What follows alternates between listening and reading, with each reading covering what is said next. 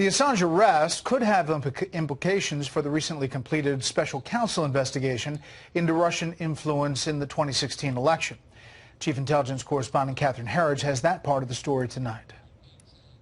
He should be extradited to face justice here. The arrest of Julian Assange intersects with the imminent release of special counsel Robert Mueller's report, which is expected to shed new light on Russia's election interference and may explain to what extent Assange and WikiLeaks were active or passive players. A senior Senate Democrat made a direct connection. There are serious charges involving his role in Russian meddling in our election. Justice should come to Julian Assange for his role in Russian meddling in our election. The Senate Intelligence Committee chairman emphasized the damage to sources and methods. Julian Assange has put American lives at risk, and I hope he gets a fair legal process, but one that judges him based upon the national security breaches that have happened in this country. The 7-page Virginia indictment was filed under seal in March 2018 and made public today. While it is silent on the hacked DNC and Clinton campaign emails released by WikiLeaks, there are multiple references to the website as Organization 1 in the Mueller indictments. We'll have the opportunity to question and for Justian Assange to have to stand for the charges that he's been allegedly to things he's done. And so one is justice. The other thing is that we'll get some information, particularly about Russian involvement in the election. Longtime Trump advisor Roger Stone is awaiting trial for allegedly lying to Congress about his WikiLeaks contacts over the hacked emails, a charge Stone denies. Public court records refer extensively to Organization 1 and the release of, quote, tens of thousands of documents stolen from the DNC and the personal email accounts of the chairman of the U.S. presidential campaign of Hillary Clinton. In a 2017 interview with Fox, Assange dismissed allegations he worked with Moscow or its proxies. Can you tell the American people 1,000% you did not get it from Russia or anybody associated with Russia? We can say, we have said repeatedly over the last 2 months that our source is not the Russian government. Former government officials and legal experts predict a protracted legal battle for Assange and the Justice Department over a host of issues, including extradition, that may go well beyond the Trump presidency. Brett. Thanks, Catherine. You're welcome. President Trump is not saying much today in reaction to the Assange arrest. Chief White House correspondent John Roberts is at the White House tonight. In the Oval Office today with South Korea's President Moon Jae-in, President Trump said he hadn't thought much about Julian Assange and WikiLeaks. I know nothing about WikiLeaks. It's not my thing. And I know there is something having to do with Julian Assange. I know nothing really about him. It's not my deal in life. During the 2016 campaign, the president had plenty to say about WikiLeaks. WikiLeaks! I love WikiLeaks. Some brutal stuff. I may not read it to you, but the hell with it. Just trust me. WikiLeaks unveils horrible, horrible things about Hillary Clinton. WikiLeaks is amazing. It shows she's a real liar. As soon as I'm finished, I'm going to read it. Boy, that WikiLeaks has done a job on her, hasn't it? It's unclear why Ecuador suddenly decided to evict Julian Assange, but two key events in the timeline: the finding of no collusion by the Mueller investigation and last July's trip by the vice president to meet the new president of Ecuador, where the two leaders discussed Assange's alleged crimes. The United States has always cherished our relationship with Ecuador, and we are determined to renew that relationship for the mutual benefit of both our nations. The president said he trusts Attorney General William Barr to handle the Assange case appropriately. That will be a determination, I would imagine, mostly by the Attorney General, who's doing an excellent job. So he'll be making a determination. President Trump also weighed in again on Attorney General Barr's declaration yesterday that the Trump campaign had been spied on. I think what he said was absolutely true. There was absolutely spying into my campaign. I'll go a step further. In my opinion, it was illegal spying, unprecedented spying, and something that should never be allowed to happen in our country again. And I think his answer was actually a very accurate one. This is dirty politics, and this is actually treason. And on North Korea, the president said sanctions will stay on, but he is open to some humanitarian assistance for North Korea. He also indicated that while he still wants full denuclearization, he may be willing to consider South Korea's suggestion of smaller deals to keep up diplomatic momentum. there are various smaller deals that maybe could happen. Things could happen. You can work out step-by-step pieces, but at this moment we're talking about the big deal. The big deal is we have to get rid of the nuclear weapons.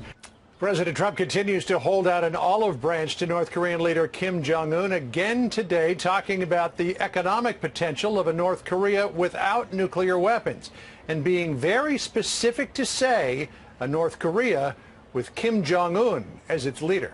Brett?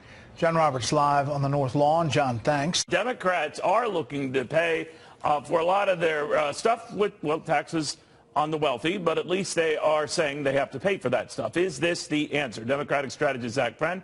We've also got the National Review contributor David Benson, and last but not least, the Wall Street Journal's resident genius, Mary O'Grady. All right, so Mary, on this, you crunch a lot of the numbers. They say this is where you can and will get a lot of the money for this stuff. Can that? Well, you know, Elizabeth Warren looks at this, and most of the Democrats look at this very in a static way. In other words, we're going to charge these taxes to these profits, and this is the amount we're going to get. And, of course, businesses respond to taxes. So you can't really depend on those numbers at all because investors start making other decisions when taxes are too. Yeah, in the case of Amazon, with the fact that it could be $689 million there, David, I mean, then you start saying, all right, that's cutting into my return. Will I want to invest in Amazon? And then, by extension, what do I do in the end? Where do I go? Yeah, but it's in this case, her point is exactly right, what Mary said. That money wouldn't be there because the whole reason Amazon didn't pay taxes is because they were able to instantly expense this year in the new tax code a lot of the CapEx. So if what she actually wants to propose is that we take away incentives for capital expenditures, if she's really willing to do that to the productivity of the economy, there would not be those profits to tax, let alone all the downstream implications for jobs and wage growth.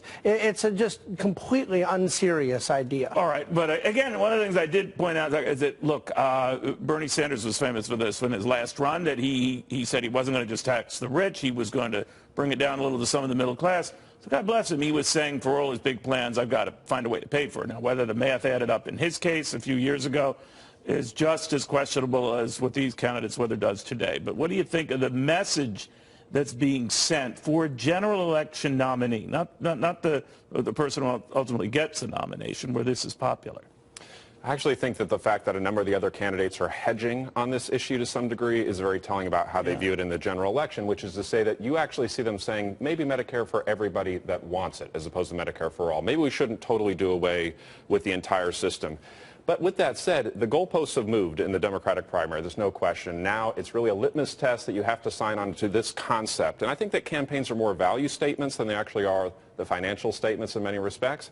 But we'll see where it goes. I think that people are not totally on the Bernie train right now on all the candidates. But I think they're all like little cars on that train, aren't they? He has shifted the narrative. There's no question he shifted the narrative. But most of the candidates have something like this in place, all right? So higher taxes, a wealth tax, an asset tax, corporate tax, surtaxes on people like you over 100 million. Well, you know, when he says that he's going to drill down into not just the rich but the middle class more to tax them, at least he's being honest. I mean, and he is saying to sell it that you'll get more bang for the buck than the extra bucks. Right, yes, of course. But at least what he's admitting is that he wants the state to own a larger and larger part of the economy, which of course is exactly what socialism does. And that's why people are afraid of him, because he's not just talking about, you know, he starts with socialism, always starts with we're going to tax the rich because they have too much. She's going after top companies in this country. But that's where I think the distinction between what Elizabeth Warren said today and what Bernie Sanders is saying is important in this sense.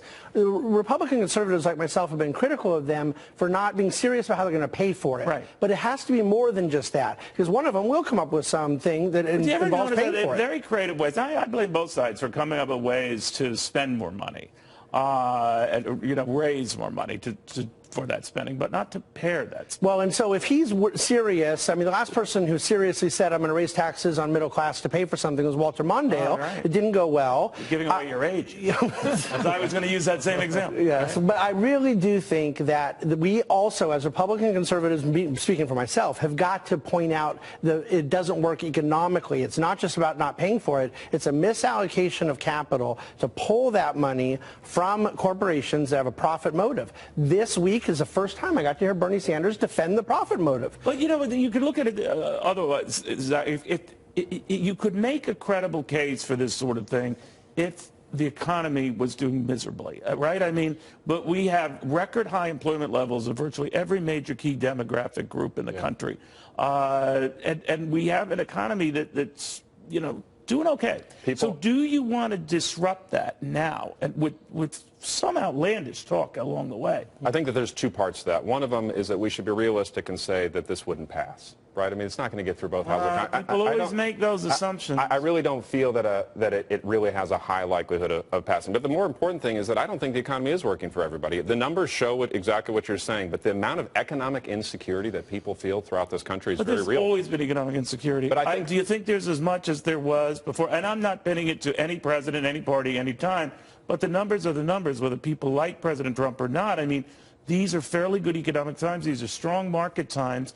People are seeing it in their portfolios, those who are lucky enough to have them, and they're seeing it in their bosses who right now are adding to their payrolls at a fairly good clip. If that's true, why are his numbers not moving? Well, I think that's the personal stuff. No, it's a fair point. I agree with you. But it's a separate subject. I mean, it is a separate subject. You're right. And Mary, you and I talked about, I'd say the president would be up 10 points in the polls on all these cases, if not for all the other stuff.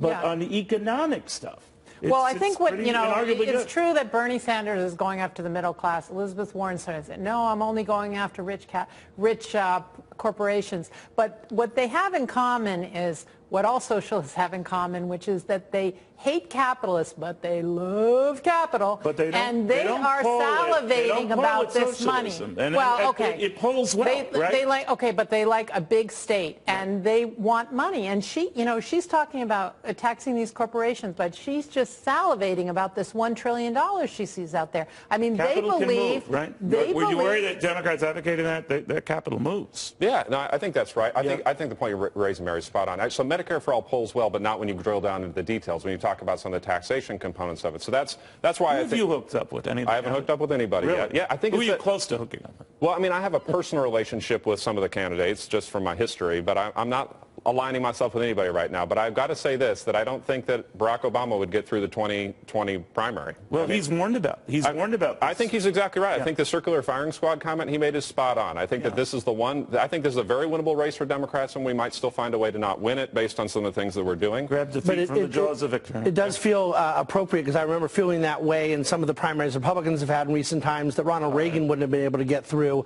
our own primary, and so now it does seem like they've moved leftward in a sense. And you and I covered the Millard-Fillmore race. Guys, thank you all very, very much. Very good seeing you again.